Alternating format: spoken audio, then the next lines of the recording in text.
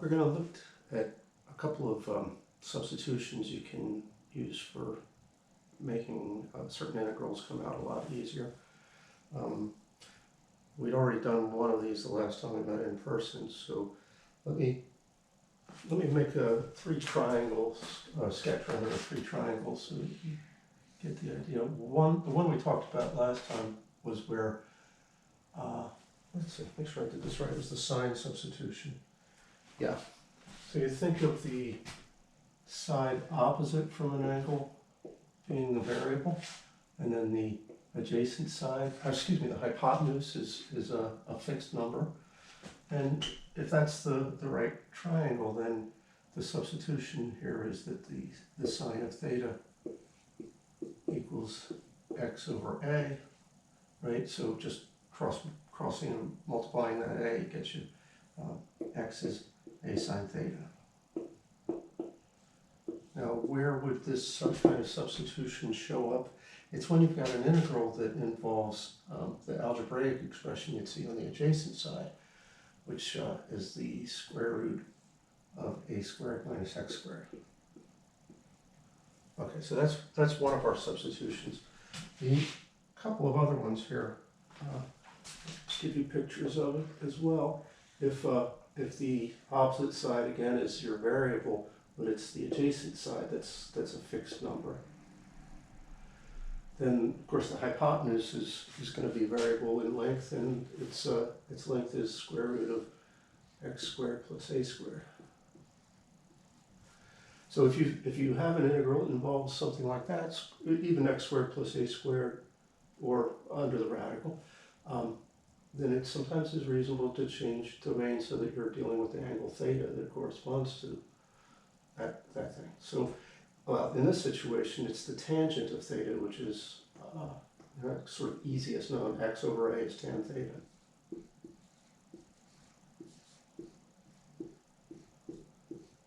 And that means that the substitution we're going to do is replace x with a tan theta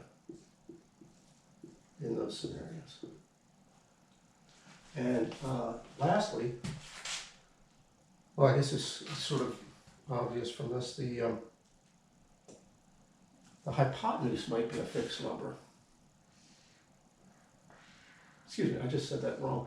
The hypotenuse might be the variable number, and the adjacent side fixed. And then the opposite side from that is going to be, that's kind of interesting because it's the same as in this other one, right? Square root of a squared minus x squared. Nope, that was a stupid thing to say, because if it was equal to that, we would just use the other substitution. But the roles of x and a are reversed here. Yeah, so this is the square root of long side x squared minus a squared. So if you see things involving the variable squared minus a constant squared, you're going to want to make this substitution. Now here the angle theta, again in that usual position, is, well, what trig function do we have if we have the adjacent side and the hypotenuse? Usually we would think of that as cosine. Adjacent over hypotenuse, but the secant is also involving those things, and this is normally a secant substitution. I think mostly just because this expression involves x in the denominator, and everything else had been x over a. Right? So secant theta is x over a, and so the substitution here is going to be x is a sec theta.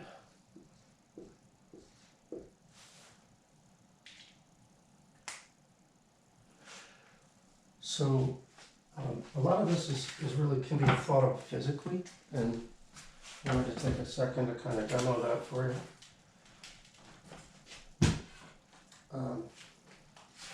So here's a right angle right in there, using my copy of The Decline and Fall of the Roman Empire. I still haven't gotten to reading these particular volumes, but it's a good book actually. Anyway, if I have a stick and it's pushed up against the edge of my vertical surface there, here right now I'm modeling the scenario where the hypotenuse is a fixed number, and I can let the opposite side vary. right? So that's x is variable, hypotenuse is a. That's our guy right here. So that physically means something, right? You can think about in a scenario like this, there's a perfect parallel, a connection between the x variable and the angle. You give me an x, I know a theta. You give me a theta, and I'll know an x. So that's a one-to-one correspondence. Let's see if we can physicalize this one. That's where a is a fixed number and x is variable. So that's where I've got a particular length out from the back, out from my vertical here, and a variable, both hypotenuse and altitude of the triangle, as it were. So I'm trying to hold this guy fixed while it changes. Get the idea? So you can, that one could be thought of physically too. Let's see if the last one works. Here I want to think about the, well actually, you know, it's the same picture, isn't it? It's just a bit, it depends on what I think of as the variable. As I was just discussing this, I was thinking of this altitude as the x coordinate, and then we're also changing the hypotenuse. Well, I could just as well think about, you know, specifying the length of the hypotenuse. That's your x, and that determines a theta. I guess there's some issues about domain there, isn't there? Like the smallest that the hypotenuse can be is a itself, right? So this substitution works for x greater than or equal to a.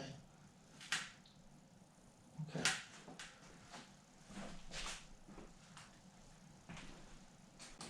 Okay, so I just took a second and erased things and moved the reference triangles and the corresponding substitutions a little higher, so we'd have some room to work. I wanted to show you an example of using one of these substitutions, and a pretty one shows up in determining an arc length. I think I tried to impress on you guys the fact that arc length integrals are quite often just about impossible. But here's a simple arc length problem that we can now do using these substitutions. So I want to look at the parabola y equals x squared, and I want to figure out the length here between 0, 0 and 2, 4.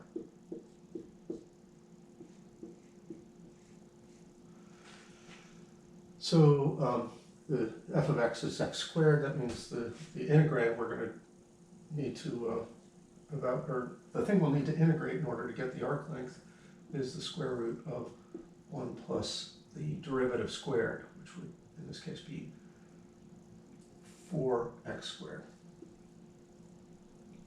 with respect to x. And in order to get this particular length between 0 and 2, I want those as the limits in a definite interval. So which of our things should we use? Well, you're looking for something that has a constant plus the variable squared in it somewhere. And I think it's this guy in the middle. X is a tan theta. So what's a for us? We're going to need to re-express that integrand a little bit so that we see it as just well, directly as x squared plus a squared. See, this factor of 4 in here kind of messes it up right now. But it's easy to deal with. I'm going to cheat a little bit in order to just erase in there. Think of that as 4 over 4. And then both terms now have a 4 in them. You can pull it out of the radical, and in fact, right on out of the integral, that's a 2. And we'll have integral 0 to 2 square root of 1/4 plus x squared dx. So it's this middle guy, but with x is equal to, I'm sorry, x is x, but what is a going to be equal to? Well, watch out, because this is supposed to be a squared, right? We're looking for something that has that form, x square root of x squared plus a squared. So the 1/4 is actually the square of a. That means a is a half. All right, so then the substitution we're going to make is x is equal to 1/2 tan theta.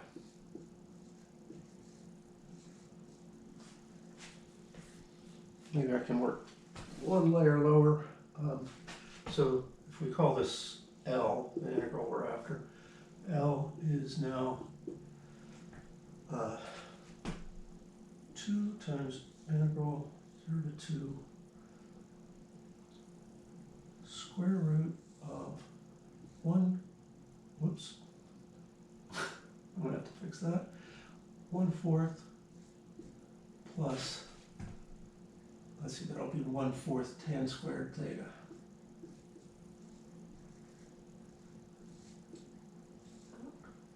D theta. Lied. I'm a liar. Bad person, in fact. Because that was dx on the end there, wasn't it? Yeah. I can't just write d theta when there was dx. This is wrong. So what do I have to do? I have to follow the substitution I was making. If x is 1/2 tan theta, then what's dx? Well, take the derivative with respect to theta. Dx d theta is going to be 1/2 secant squared theta. So then solving for dx, it's 1/2 secant squared theta d theta. Cool. So now I'll correct myself here. That d theta on the end was really dx, and dx is this stuff. So we have 1/2 secant squared theta d theta. Cool.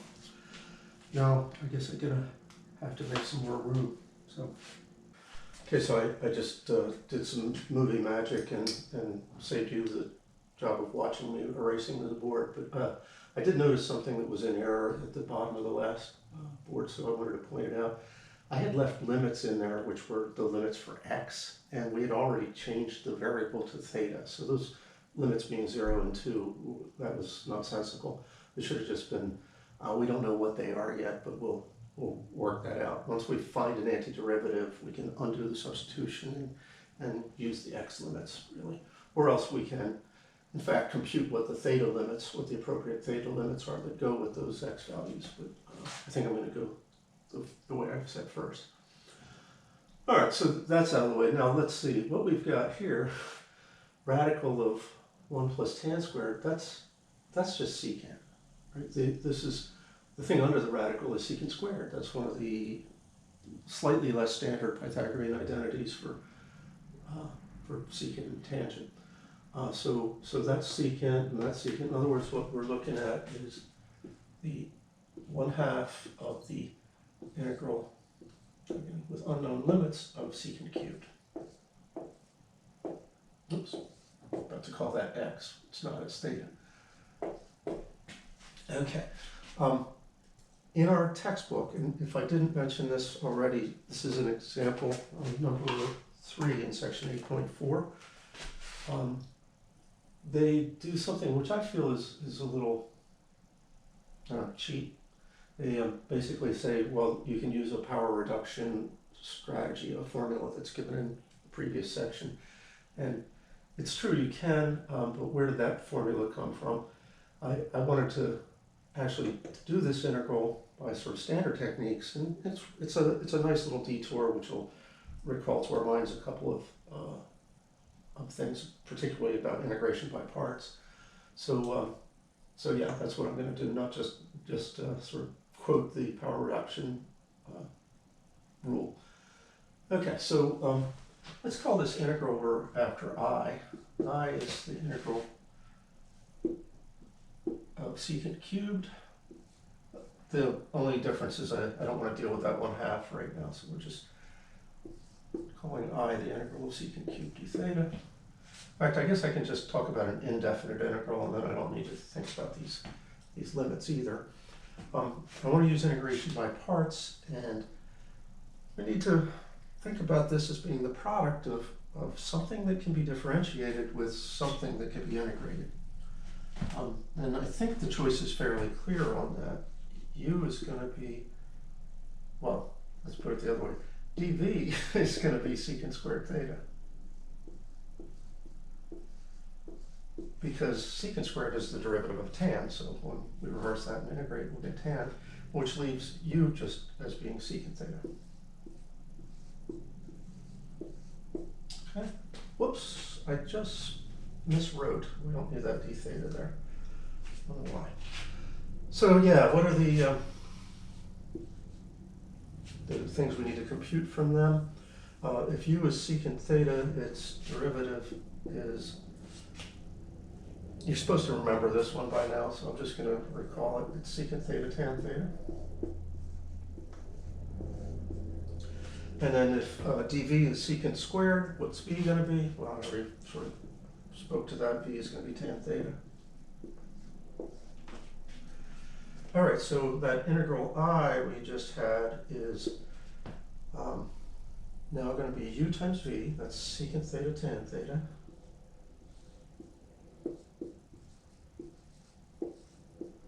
minus the integral of v du, which is going to be tan theta, secant theta, tan theta, in other words, tan squared theta,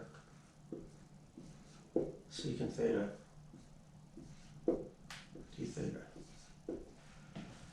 Now, this is sort of intriguing because the tangent, well, I don't know if you would spot how to do this trick, or at least how anybody would spot how to do this trick, but it is something that you start looking for, which is some self-reference. That is, if you can find the original I in here somewhere, then you've got a relationship between I and some integrals and formulas, and then another I, and maybe you can solve for I. So that's what I'm going to pick on here. We used that secant squared was 1 plus tan squared before. That means tan squared is secant squared minus 1. So that tan squared can be re-expressed. Let's just copy all this.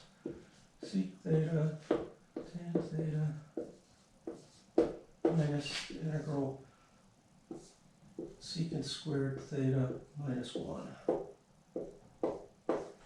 Secant theta, d theta, okay. Which actually gets us a secant cubed minus a secant. Let me check my notes a second. Secant squared minus 1, yeah, that's right, okay. Cool, so let me try to squeeze one more thing on this board and then we'll erase and go again. What we've got is secant theta tan theta minus secant cubed, well that's I, and then minus minus, that's plus integral of secant theta.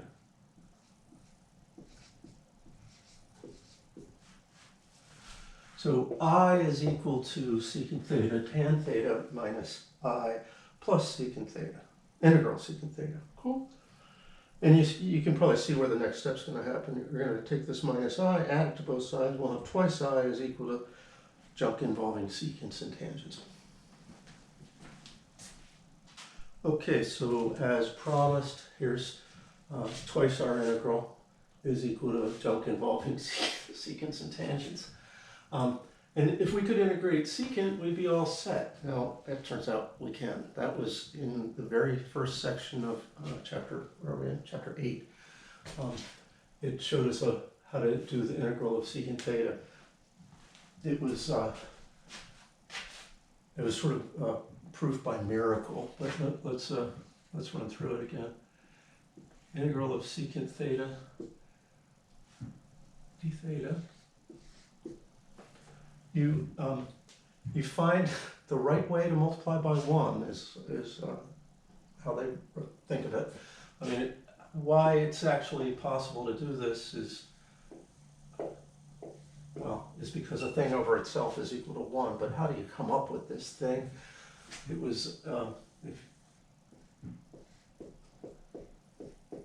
I think that it's possible for a person who's been playing around with integrals and derivatives and doing a lot of stuff involving secants and tangents and really playing this ground a lot to recognize that they would need to use this particular expression.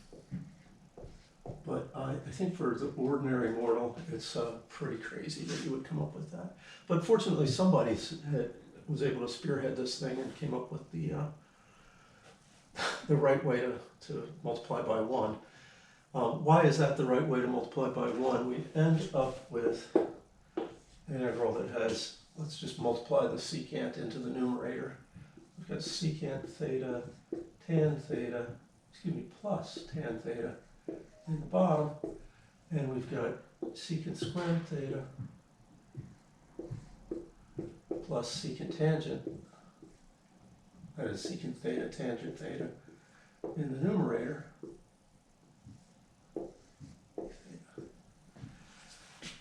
And why is that cool? Well, because, let's see, the derivative of tangent is secant squared, and the derivative of secant is secant tangent. So what we've got is a thing in the bottom and the derivative of that thing in the numerator. In other words, if you do the substitution, u is secant theta tan theta.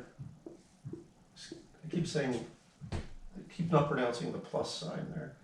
But if u is this thing we've got in the bottom, secant of theta plus tangent of theta, then du is the numerator.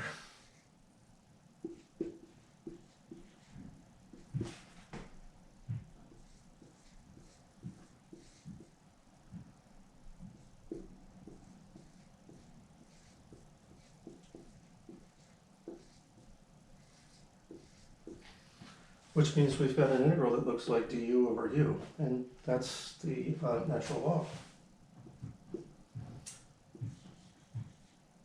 It's actually the natural log of the absolute value of our u, which is secant theta plus tan theta.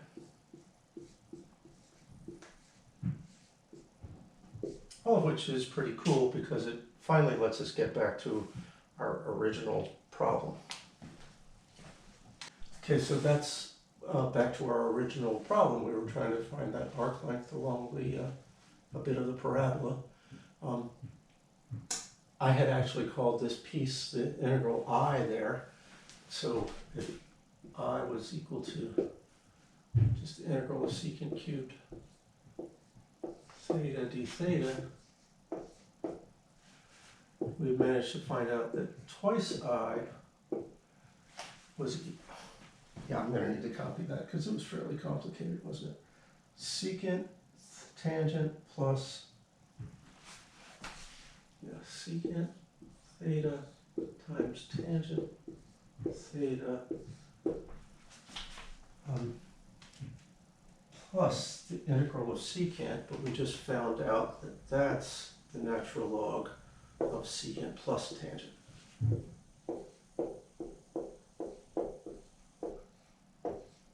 Actually, technically, that argument to the natural log is in absolute values. So let's go like that.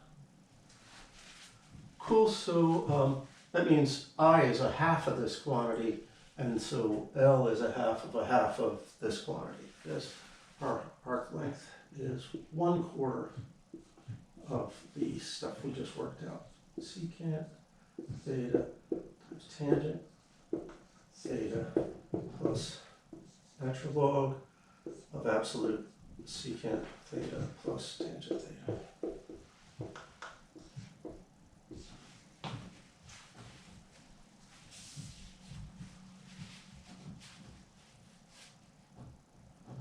Awesome. So, unfortunately now we've got the arc length of our antiderivative that if we could evaluate properly, would give us the arc length in terms of theta, which isn't the real variable. We know the x limits are 0 and 2.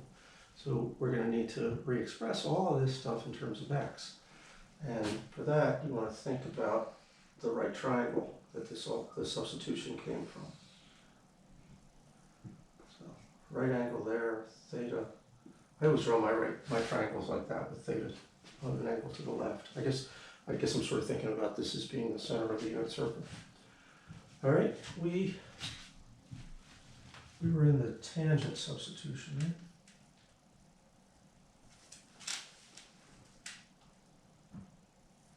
Yeah, that's with the constant 1/2 was down here. This side, opposite side of the thing was x. That is, we used opposite over adjacent. Tan theta equals x over 1/2, so x equals 1/2 tan theta. Isn't that what the sub I used?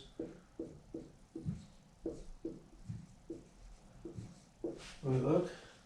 Sure, that's what I said. All right, so x is a half tan. So then, what's the other side, the hypotenuse of this triangle? Square root of x squared plus a quarter.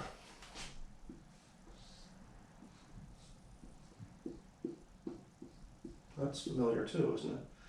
And then, well, we can figure out things like what secant is and what tangent is, etc. So let's see. Well, tangent's the easiest one. Right? Tangent is x over a half. So tan theta is 2x. What about secant? I'm more used to thinking about cosine. Cosine is adjacent divided by the hypotenuse. Secant is the reciprocal of that. So that'll be this radical divided by a half, or dividing by a half is like tangent by 2.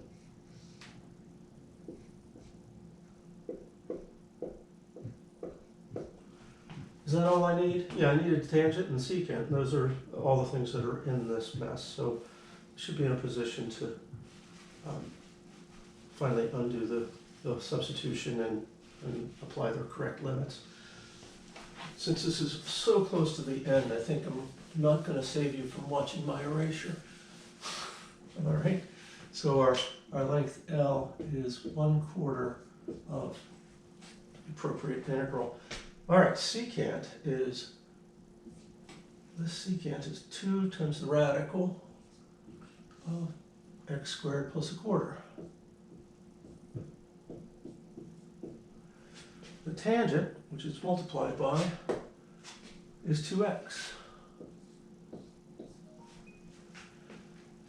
And then we need the natural log of the absolute value of the sum of those two guys. So instead of a dot between them, we'll have a plus sign between them. 2 square root x squared plus a quarter plus 2x. And this all is going to get evaluated between 0 and 2. Which is,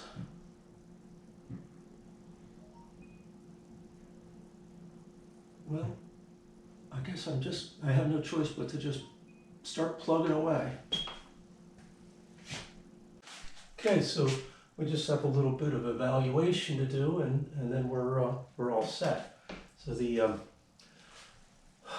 nice thing here is at the lower limit, everything kind of dies. So why is that? Well, you can tell at 0, this first bit has an x in it, right? So when x is 0, it's 0 times whatever. It's still 0. And the stuff over here, well, we're taking the natural log of the, well, this stuff at 0, 2x is 0. This piece is tougher. You got the square root of 1/4, which is a half, times 2. All right, so a half of 2, that's 1. And so we've got the natural log of 1 plus 0, the natural log of 1, which is 0.2. So yeah, both halves of this thing disappear when x is 0. So we just really need to evaluate at the upper limit. Okay, so 1/4. 2 times upper limit squared is 4 plus 1/4. That's wow, that's 17/4. And then 2x is another factor of 4. And then what about the, oh yeah, let's use the fact that these are the same things, just with a plus between them rather than a times. So what we have here is the natural log of absolute 2 times 17, radical 17 over 4, plus 4.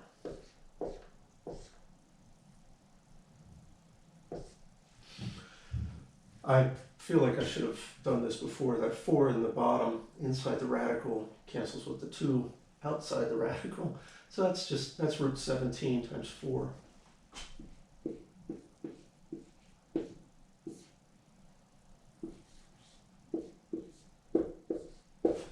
And then, of course, this is going to be similarly, the natural log of root 17 plus 4. Obviously, we'll need a calculator for that, but I did it before, and it came out to be, well, that's not right.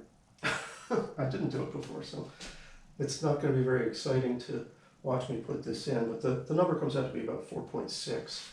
And let me at least show you that that's consistent with a fairly nice estimate for what the length should be. If you, it looks like I'm tracing over a previous attempt at this. The parabola between 0, 0 and 2, 4 is kind of rather nicely divided up into 2 line segments between the integer points, right? And those line segments have lengths root 2 and root 10, which you can easily verify with the Pythagorean theorem. So root 2 plus root 10 is approximately 4.6, and that's also what you get out of this formula.